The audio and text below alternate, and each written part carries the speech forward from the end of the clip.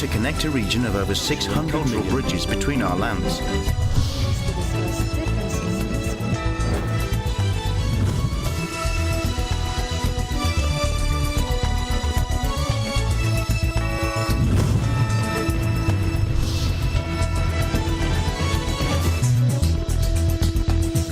Good evening, I'm Alma Angeles, and you're watching ASEAN in Focus on tonight's headlines. We should not The sunken empty Princess Empress operated without the amended Certificate of Public Convenience or CPC or the permit to operate issued by the Maritime Industry Authority to water transport providers. Environmentalists believe most of Indonesia's tiny island, Pari, could disappear by 2050 because of rising sea levels. And now residents are fighting back and last month sued Swiss cement giant Holcim over its emissions. The Philippines and the U.S. will hold their largest ever joint military exercises next month. And the U.S. and South Korea as part of the Freedom Shield training. The 3rd Army Engineer Brigade conducts a combined crossing training with the U.S. 2nd Division ROK U.S. Combined Divisions Engineering Battalion at the Crossing Training Center located in Yeoncheon-gun, Gyeonggi-do, South Korea.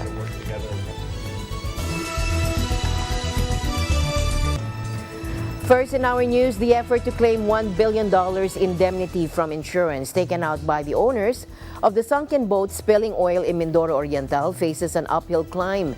Now that's because of the company's regulatory lapses, dashing hopes that thousands of people impacted by the massive oil spill could promptly get financial help for the damage and lost livelihood.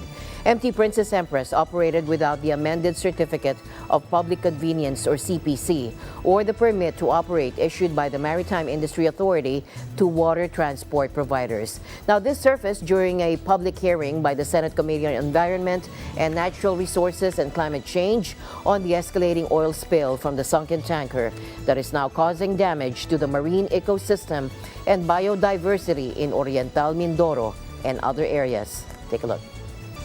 We should not wait for that anymore. They will have problem with that. They don't have permit to operate, Madam Chair. We asked the Marina and the Coast Guard. They don't have permit to So, operate. Coast Guard, bakit nyo pinayagan na maglayag itong barko na may mga oil? CPC is issued to the company. Sa CPC niyan, nililista ang mga vessels under that CPC. May dagdag ka ng isang vessel, you have to amend. Yung RDC may pending application which we are going to hear pa sana, may hearing. May kulang na mga documents. So dapat sir, kung wala pang amended CPC, hindi pa naidagdag sa CPC ng RDC itong Princess Empress, hindi dapat na nakalayag ito. Tama po? Dapat po. Now, representatives from the Maritime Industry Authority or Marina bared to the Senate panel that the RDC or the Re-Yield Marine Services, the owner of MT Princess Empress, has yet to secure an amendment of its Certificate of Public Convenience for the ill-fated vessel. Thus, it should not have been allowed to sail in the first place. Senator Cynthia Villar urged the government to step in and source funds to cover for the damage mitigation and the cleanup for what has been called the country's worst ecological disaster. Empress, that sank off Naujan Oriental Mindoro on February 28, noting that the oil spill is emerging to have more extensive effects compared to the 2006 Guimaras oil spill, considered then as the worst in the country's history. To Thailand now, where Chiang Mai tourism operators are anxious and they're hoping the province's unsafe levels of PM 2.5 air particle pollution subsides later this month. According to the Bangkok Post, Phonat Thanapanich, president of the northern chapter of the Thai Hotels Association, said that the polluted environment is affecting tourism sentiment this month as fewer bookings have been made. According to the Tourism Authority of Thailand, or TAT, the fifth phase of the government's hotel subsidy campaign, which was fully booked last week, recorded a low booking rate for Chiang Mai, which was ranked 15th in terms of revenue.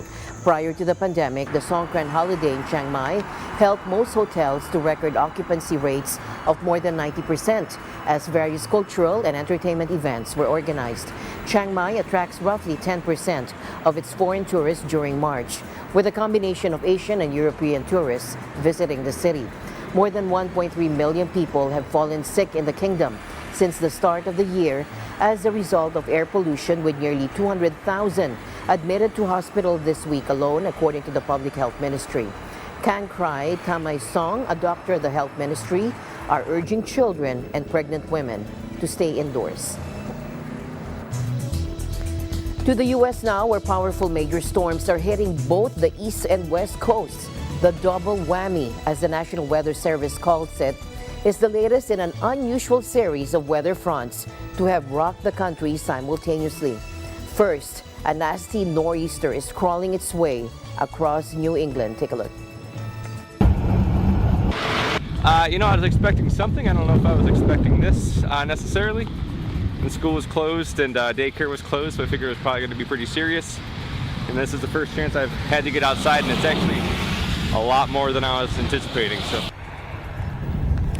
Now in Pittsburgh, Massachusetts, about 50 miles northwest of Boston, a foot of snow fell there Tuesday, and another few inches are expected overnight. New York and New Jersey declared states of emergency to free up additional resources as a powerful coastal storm called a nor'easter barreled through the region. And New England, more than 15 million people across the northern Atlantic seaboard were under winter storm warnings, with the National Weather Service warning of widespread minor coastal flooding and tree damage. Precipitation and strong winds had knocked out power to more than 260,000 homes across New York, Massachusetts, New Hampshire, and Vermont as of Tuesday afternoon, according to website poweroutage.us. The Berkshires in northwestern Massachusetts had the heaviest snowfall, with recordings of 28 inches in the town of Windsor. Multiple schools were closed in Massachusetts and in New Hampshire, where dozens of local elections were postponed. Now, on the other side of the country, flood watches and warnings were in place over a wide area in California as heavy rains pounded the most populous U.S. state. Take a look. Homes and vehicles are locked out. People are gone and scattered to wherever they could find a safe place. The drinking water is unsafe. So largely Pajaro right now is uninhabitable. And that's projected to go on for a few months at least, until the waters begin to recede, and then they go in and really assess it. I think there was some thought by some of the locals there that this could be a major problem. Business owners, farmers, they'd come together in a Pajaro action committee, and it was always on their agenda, like, hey, the Army Corps of Engineers, are they going to come out and take a look? This could be a problem if we flood again, and that, you keep pushing that kind of problem off, and this is the result. So I would like to see that we don't push those problems off. The street, our other neighbors, they didn't really leave because they weren't expecting the water to come into our street. And that night at 12 in the morning, we heard that the river eventually broke out and the water started coming out here in San Juan Road. And that's when the police and the fire department started using the siren alarm and saying that it was an emergency and that we needed to evacuate as soon as possible. Now, the worst affected regions were expected to be the Central Coast and inland towards the Sierra Nevada mountain range, where more snow was forecast to add to an already bumper snowpack. The National Weather Service warned the storm would cause considerable flooding impacts below 5,000 feet elevation across much of the California coast and Central Valley and over the southern Sierra Nevada foothills. Forecasters said conditions in the mountains were very dangerous with a high risk of avalanches. Evacuation orders were in place in parts of Santa Barbara County in the south of the state, including in parts of the swanky coastal enclave of Montecito, home to Britain's Prince Harry and his wife Meghan. A parade of storms has pummeled California this winter, leading to damage estimated in the billions of dollars as they washed out communities, brought down power lines, and caused landslides. Environmentalists believe most of Indonesia's tiny island of Pari could disappear by 2050 because of rising sea levels. And now residents are fighting back. Last month, sued Swiss cement giant Holcim over its emissions. Take a look.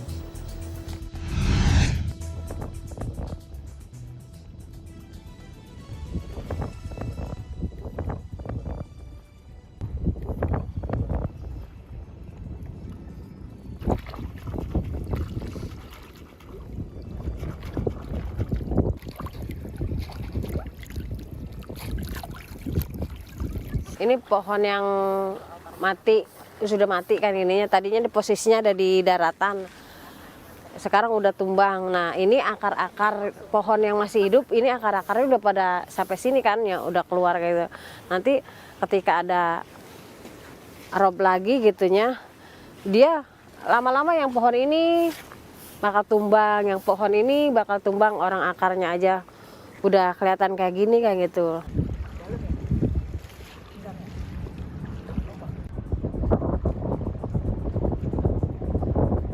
Itu merasakan bahwa memang sangat sedih dan khawatir ya ketika memang 10-20 tahun ke depan itu ya bukan tidak mungkin Pulau Pati bakal hilang karena tingkatan ekstrimnya alam sekarang ini dicampur dengan pasang air lautnya lebih tinggi, bisa dikatakan rob sering terjadi, itu yang membuat abrasi pantai itu jauh lebih tinggi.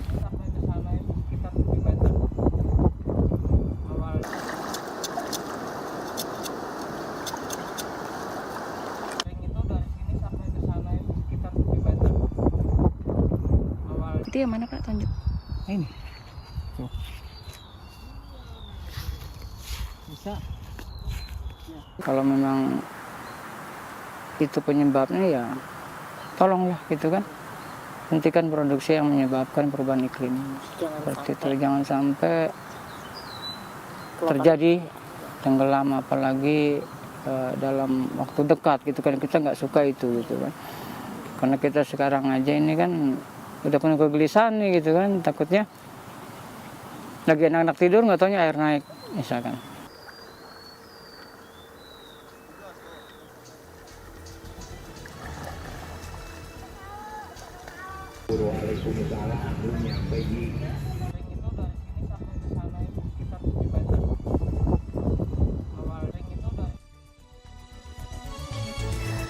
To other news now, the Bankers Association of the Philippines assured the public that the fallout from the failed U.S. banks will not have a substantial or material impact on the country's banking system. The Bankers Association of the Philippines assures the Filipino public that recent developments in the U.S. financial system have no substantial or material impact on Philippine banks, the group said in a statement on Tuesday. The BAP issued a statement after concerns were raised regarding the strength of the U.S. banking system following the collapse of Silicon Valley Bank and Signature Bank of New York. International news outfits reported that the closure of the two lenders have been attributed to ill-timed decisions of their bankers. Convicted of pedophile and disgraced ex-rocker Gary Glitter was recalled to jail Monday, England's probation service said, just weeks after his release after serving half of a 16-year sentence. The 79-year-old singer, who had a string of 1970s chart hits before being convicted in 2015 for sexually abusing 3 schoolgirls, had breached his release license conditions, according to the service. Any subsequent re-release will be a matter for the parole board to consider. Glitter, whose real name is Paul Gadd, was freed early February from a low-security jail in Portland, southern England. He was automatically released after serving half his sentence, but like all convicted sex offenders, was subject to license conditions. Now, in Gadd's case, these included being closely monitored by the police and probation service and being fitted with a GPS tag. Glitter was convicted in 2015 of 1 count of attempted rape, 4 counts of indecent assault, and 1 count of sexual intercourse with a girl under the age of 13. He was at the height of his fame when he attacked his victims, and investigators said he targeted young girls who were in awe of him. The singer was first jailed in 1999 when he admitted possessing 4,000 images of child pornography. He was deported from Cambodia in 2002 and convicted in Vietnam in 2006 of sexually abusing 2 girls, for which he was sentenced to 3 years in jail. On returning to Britain, Glitter was placed on the sex offenders register for life. Myanmar's junta and anti-coup fighters traded accusations over the killing of around 30 people who were sheltering in a monastery. 2 rebel groups operating around Shan State, the Karenni Nationalities Defense Force, or KNDF, and the Pao National Defense Force, said soldiers entered Nam Nient village on Saturday. After ordering civilians sheltering in a monastery to come out, the soldiers shot dead 33 people, including 3 Buddhist monks, according to the KNDF. Junta spokesman Zhao Mintun confirmed there had been clashes in Nam Nient village on Saturday and some anti-coup fighters had been killed. He also confirmed that some civilians had died in the village, but blamed their deaths on the local PDF fighters. Meanwhile, Myanmar's human rights defender May Sabe-Pyu asked the UN Security Council to pressure neighboring countries to support the pro-democratic forces, including the women human rights defenders and civil disobedience movement, who are at great risks. Let's listen in.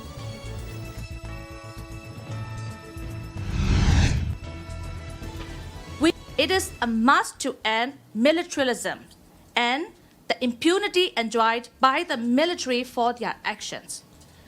We know in our hearts that women's rights will never be advanced if the junta remains in power because of the ongoing crimes against humanity and war crimes, including conflict-related sexual violence of Myanmar people and the SAC's inability to govern Myanmar. We ask that a UN Security Council resolution refer the situation in Myanmar to the International Criminal Court. We ask the UN Security Council to pressure neighboring countries to not support the SAC, but rather support the pro-democratic forces, including the women human rights defenders and civil disobedience movement, who are at great risk. Despite the significant challenges they now face, these networks and individual women human rights defenders continue to play a critical leadership in promoting human rights for all and in defining the political future for Myanmar. It is absolutely critical to protect women's civil society and to include women in political processes in order to save the future of Myanmar.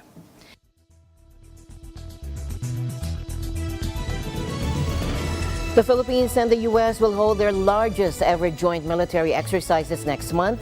A total of 17,680 soldiers will take part in the annual drills, which for the first time will include live fire exercises in the disputed South China Sea and a simulated defense of a tiny Philippine island nearly 300 kilometers south of Taiwan.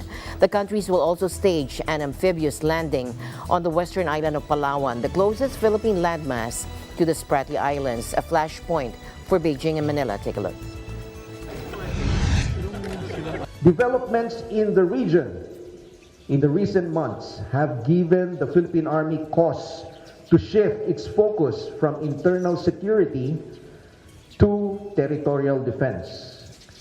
Every edition of Salaknib, this army-to-army exercise that we have, has sought to boost the interoperability of our forces in every aspect of military operation. In learning together, we enhance the capabilities and capacities to work together within the ever-changing dynamics of global developments and Indo-Pacific concerns. Of course, the scenarios would involve the defense of the Philippine archipelago. From potential foreign? From potential foreign aggressors. So this will include, because this is an army-to-army exercise, we will focus on defense operations such as air defense and also our defense from the shorelines. Now, this announcement comes less than 6 weeks after Manila and Washington agreed to restart joint patrols in the South China Sea and struck a deal to give U.S. troops access to another 4 military bases in the Southeast Asian country. Beijing's growing assertiveness on Taiwan and its building of bases in the South China Sea have given fresh impetus to Washington and Manila to strengthen their partnership, which is underpinned by a mutual defense treaty. The exercises, scheduled for April 11 to the 28th, will involve more than 12,000 American, nearly 5,000 Filipino, and 111 Australian soldiers, about twice as many as last year. A U.S. official confirmed the figures. One of the drills will involve military helicopters landing on Calayan Island off the northern tip of the main island of Luzon. The Maritime and Coastal Defense Drill has been held in the past, but this will be the first time on Calayan. It will also be the first time Philippine and U.S. Navy frigates will fire their weapons towards the South China Sea from waters of Zambales province north of Manila. Previous live fire exercises were held on land. The Americans will also use their Patriot missiles, considered one of the best air defense systems in the world, and the HIMARS precision rocket system during the drills. The Australian troops involved will mainly take part in special operations type exercises, while Japan will send an observer delegation. This is the first Balikatan to be held since President Marcos took power in June 2022. More or less 1,500 Philippine Army. Meanwhile, South Korea and the U.S. kicked off their largest joint military exercises in 5 years on Monday, after nuclear-armed Pyongyang warned such drills could be seen as a declaration of war. Take a look. 이번 한미연합훈련을 통해 어떠한 상황 속에서도 도하 작전을 완벽히 수행해낼 수 있다는 자신감을 얻게 되었습니다. 앞으로도 훈련 또 훈련으로 확고한 결전태세를 확립하겠습니다. We've learned a lot from each other and been able to demonstrate our ability to work together as one team. We look forward to continuing to train together and building the relationship between the U.S. and the Korean forces. We'll remain ready to fight tonight. Kachi kapshida. Now, the U.S.-South Korean exercises, called Freedom Shield, are scheduled to run for at least 10 days from Monday and will focus on the changing security environment due to North Korea's redoubled aggression, according to allies. In a rare move, the Seoul military this month revealed that it and Washington Special Forces were staging teak-knife military exercises. Now, that involves simulating precision strikes on key facilities in North Korea ahead of Freedom Shield. All such exercises infuriate North Korea, which views them as rehearsals for an invasion. It has said its nuclear weapons and missile programs are for self-defense. North Korea views all such drills as rehearsals for invasion and has repeatedly warned it would take overwhelming action in response. Last year, the North declared itself as an irreversible nuclear power and fired a record-breaking number of missiles, with leader Kim Jong-un last week ordering his military to intensify drills to prepare for a real war. In tonight's other news, the world is off pace for achieving the goal of reducing sodium intake 30% by 2025, according to a first-of-its-kind report from the World Health Organization. Although all 194 WHO member countries committed to the target set in 2013, only 5% have implemented comprehensive sodium reduction policies. Here's Dr. Francesco Branca, Director of the WHO Department of Nutrition and Food Safety. Let's listen in. Excess sodium consumption is the top risk factor for an unhealthy diet. One of the main risk factors for the global burden of disease. About 1.8 million lives every year are claimed because of this very simple behavior that we have in our diet. Excess sodium consumption is responsible for a high rate of cardiovascular disease and strokes, as well as cancer, particularly gastric cancer. It's not just about informing consumers, but it's about nudging food manufacturers to change the formulation of their products and reduce sodium in different categories of products. Our taste can be adjusted very easily. It's in a matter of weeks. And that's why we can actually go from the consumption of high salt products to products, the same products we contain slightly less salt each time. This is the strategy that governments are using, a progressive reduction of the salt content in different categories of food. The WHO recommends that we don't consume more than 5 grams of salt every day. This is roughly a teaspoon of salt. But we need to remember that a lot of it is already contained in the food we eat every day. Then the salt we add to the food in cooking or at the table is also can also be reduced. So maybe a good tip would be not to have the salt shaker on your tables. If we could reduce the consumption of sodium and apply these policies, we would be able to save 7 million lives in the next few years until the year 2030. And finally, according to early figures released by ABC, the 95th Academy Awards were viewed by roughly 18.7 million people. Take a look. Now, last year's program, best remembered for actor Will Smith smacking comedian Chris Rock over a joke about his wife, drew 16.7 million viewers. The upward trend is a welcome shot in the arm for live award shows, which have been shedding viewers more broadly as they compete for eyeballs with streamers and social media highlight clips. Still, Sunday's ratings figure is the third lowest in Oscars history.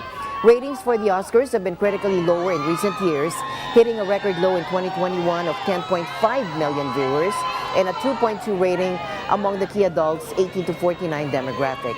Sunday's show, which aired on U.S. network ABC, was dominated by Everything Everywhere All at Once, which took home 7 awards. It was hosted by comedian Jimmy Kimmel, who also hosted the Academy Awards in 2018. Organizers were buoyed by viewers on social media, which are not included in the early time zone adjusted Nielsen numbers. The record for an Oscars telecast remains the landmark 1998 entry, where an average of 55.3 million viewers watched Titanic win Best Picture. As my usual habit, I'd like to end the day on a positive note. Let's encourage and build each other up so that no one is left behind. And that's it for tonight's broadcast. I'm Alma Angeles. Stay in the news because we live in extraordinary times. Good night.